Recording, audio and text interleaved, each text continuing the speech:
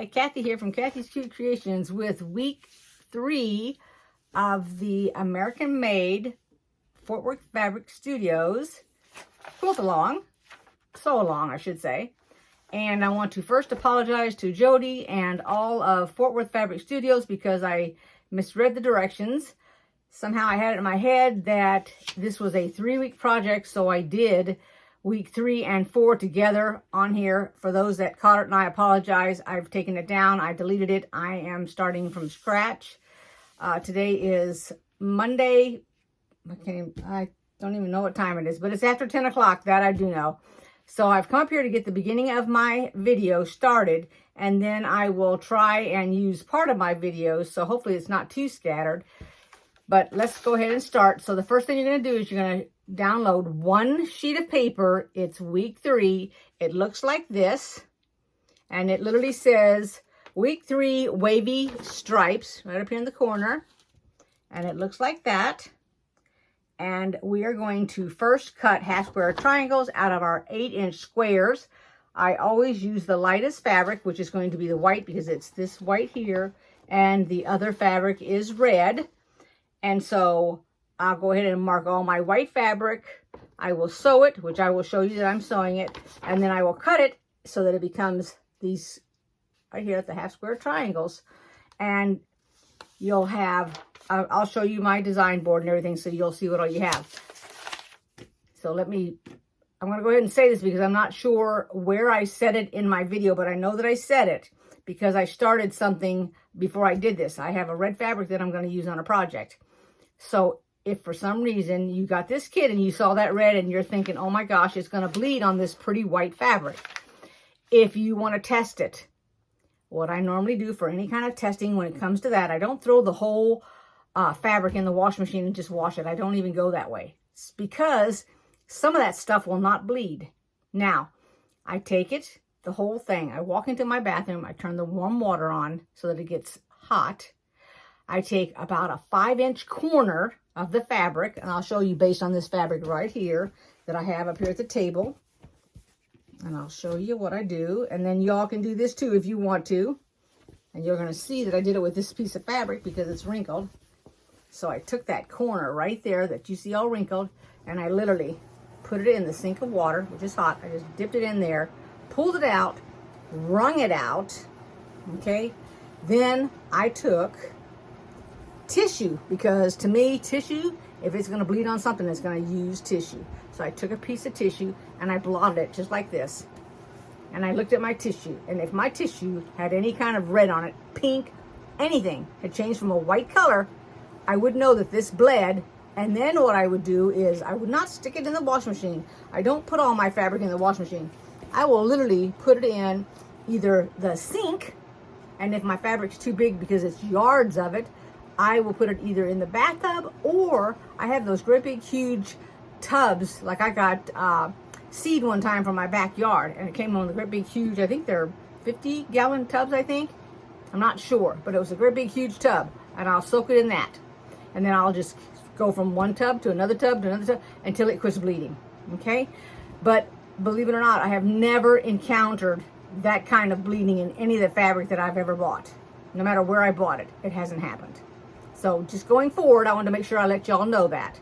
All right, so let's go ahead and get started. So you can do it this way, where you draw your lines and then you sew a 1/4 inch on the other side, or you can draw these lines and cut on those lines. And I'm going to show you what I have done on mine. So I went ahead and I have marked the cutting line. So when I'm done, I'm going to sew here, sew here, sew on that line and this line. Then I'm going to cut down the middle of both of those, and then cut on this line and that line. And based on this, the directions right here, these are 8-inch blocks, by the way. You should have 7 of each color, and you're going to end up 8 half square triangle blocks. Okay, we have take 2 going on here because I just did video, and believe it or not, it all got on that slow-mo, which I don't know how the heck it did it, but it did. So I've started over because I've only done one of these at this point. I marked them all, and now we're going to sew them. I didn't ruin any of my fabric. Nothing's hurt or anything. I'm just showing you I'm going to the left of the line. I'm going in. We're going to end up squaring all these up when we're done. So this is the way I'm doing it. Do more than one. I'm just doing the one to show you. You can chain stitch them if you would like. That's doing more than one at a time. When you get down to the bottom, you just grab you another one and do it. I'm trying to take my time and check my videos as I'm finished because there's been too many mistakes with the way this camera is switching over. And I'm not quite sure why it is doing it. Okay, here we go.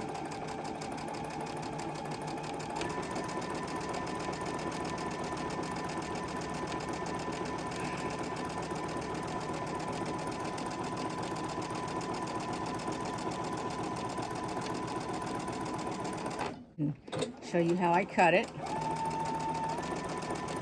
And I went ahead when I cut it and I went ahead and ironed it. I ironed it so both the seams are open because you can do it either way. You can either go to the side, which normally they go to the dark side, or you can do them open. I'm going to go ahead and do all of these open. Now let's go ahead and cut it and I'll show you what I'm talking about. Many of you would know why you would use that slow-mo. I don't know why anybody would use it in filming, but that's me not knowing. So now what I did was I went ahead and I put my line that I drew in pink, I put my 1/4 inch right on it, and then I will just go ahead and cut through it. Rotate my mat. Yep, I separated it. We're going to put it back together. And do it again on this one. It doesn't need to be perfect because we will be cutting these down.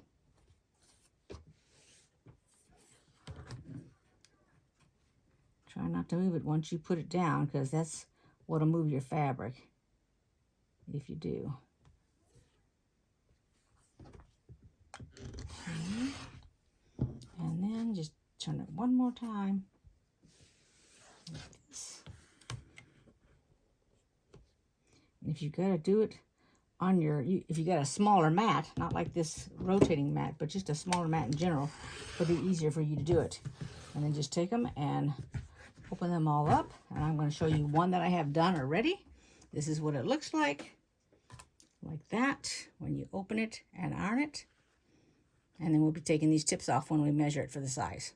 Go ahead and do all of yours like that, and we'll be back. So now we're going to cut this down. These need to be 3 inches. So the first thing I'm going to do is I'm going to take off as little as I can, put my line across the seam, and I hold my hand off and on, so it's off here and on the ruler so that it doesn't move. And now I'm going to make it so that it is 3 inches. You can use a block lock also. I believe that's how you pronounce it. And I like to have my mark on the ruler on the fabric when I get ready to cut it. And as you can tell, you're going to have a lot of fabric left over to cut these down to 3 inches. And these are going to match the squares that we already have cut up. Right here we have 28 of them. And you can take it, you can match it up to make sure that it's 3 inches, just like that, and it's a 3-inch square.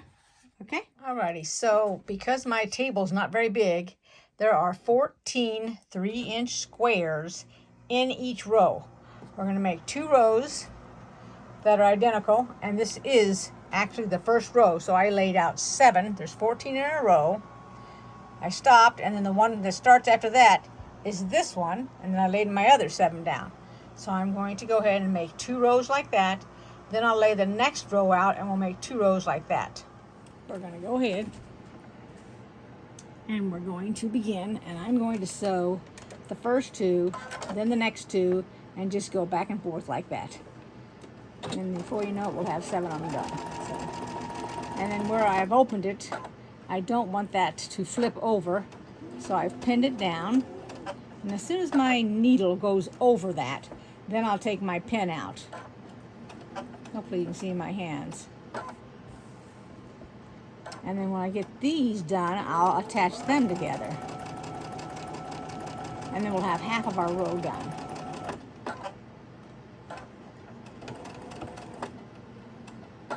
So while I'm not on camera, I'm watching a, it's not a movie, it's a series, and it's got 2 seasons. My granddaughter got me hooked into it, called, I think it's called Last Man on Earth.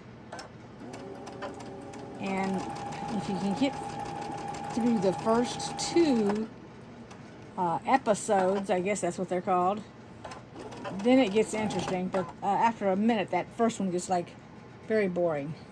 All right, so now we're going to look at our picture because I can really easily mix these up, believe it or not.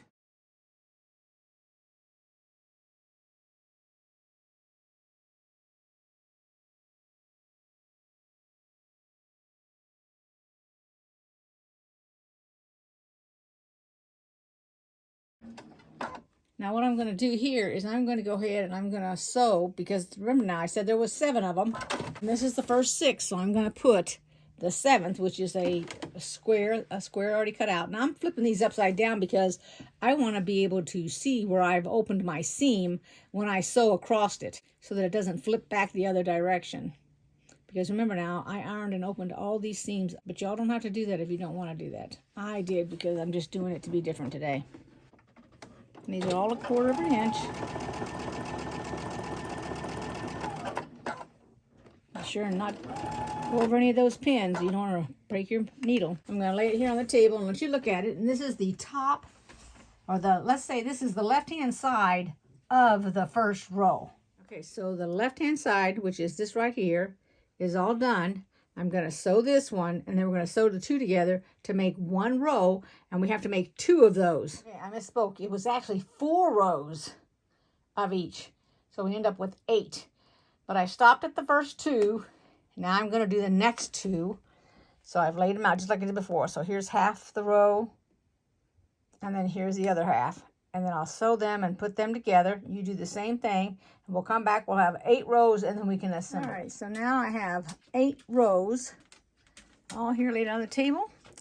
And we're going to that's it for the video. I hope everybody is having a nice day today for Memorial Day, and your whole weekend's been wonderful. And if you have to work, I'm sorry. I've already gone to the grocery store, so I know they're working out there, because some of the, like, your fast food places, Dunkin' Donuts, I think our McDonald's was open. I mean, I went early this morning, like at 7:30 or something. So, and I just wanted to let you know that I'm sorry about this video. And now it's kind of late getting up, but it is getting up. And then we will do week 4 next week. I hope you did like this video that I edited. And if you did, leave me a comment, a thumbs up. You can go ahead and subscribe. I'm not keeping this as a blooper, I'm telling you right now. I've had all kinds of issues with it, but that's all over with. Starting new, okay? And so I will see you next week for the assembly, week 4. Take care, everybody. Bye-bye. Thanks for watching.